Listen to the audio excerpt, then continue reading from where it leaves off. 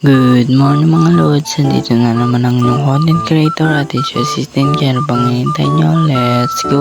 For today's vlog nga pala mga lods ay magalabang nga kami ni ate dito nga sa Sabay. Hindi ko nga naman alam kung talaga magatulong ako sa kanya magalabaw, talaga nagsama lang ako kasi nga wala man talaga akong ginawa.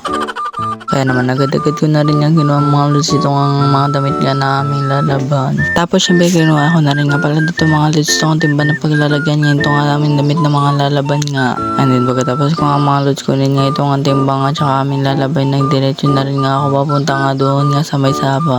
Dahil nga si ate nauna na rin nga doon at sabi niya sunod lang ako kasi nga kinuha ko pa nga yung aming mga lalaban tsaka gagamitin. Mga lods ngayong araw nga ay maganda na nga ang panahon dahil nga dito nga sa amin ay ilang araw nga talaga namang grabe ang ulan. Kaya nga malalim nga ngayon na ilog mga lods tapos masarap nga maligo kaso lang nga dapat na nga mag-ingat kasi nga malakas nga yung agos. Tapos karating ko nga dito mga lods na nagsisimula na rin nga pala si ate magbanlaw nga nito nga mga damit para nga kanya na nga masabunan. Tapos maya pa nga mga lods ay dumating na nga ito ang aking ate at kasama niya nga ang aking mga pamangkin dahil nga sila ay maliligo nga daw ng ilog. Kaya naman karating nga ang aking mga pamangkin nga dito sa ilog ay agad din nga sila nagbabad nga dahil nga sobrang init nga daw ng panahon at masarap nga maligo ng ilog ngayon nga. Kaya naman ito nga mga lods ay babad na babad niya itong mga pamangkin ko nga dito nga sa ilog nga dahil nga sarap nga daw maligo at fresh ko nga. Hindi niya napatagal din nga sila maligo din dahil enjoy na enjoy nga sila tapos marami pa nga sila. And then pagkatapos nga pala ni ate mga lods magbanlaw nga nitong damit ay nagsimula na rin nga pala siya magsabon. Yan nga diba sabi ko nga sa inyo hindi nga talaga ako nagtulong mga lods.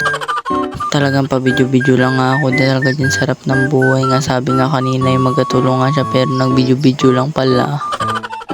At yan nga mga lods ay binibidyoan ko lang nga si ate dyan habang naglalaba nga siya at ako nga dito ay nag-cellphone lang habang nag-video-video lang nga. Ay nako naman nakakapagod kaya maglaba.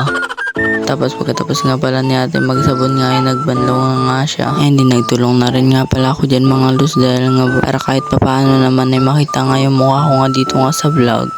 Dahil nga kung kaya ate lang nga lagi mukha makikita nyo nga dito sa video mga lods ay si ate na lang nga dapat ang aking pina-voice over din para siya na lahat.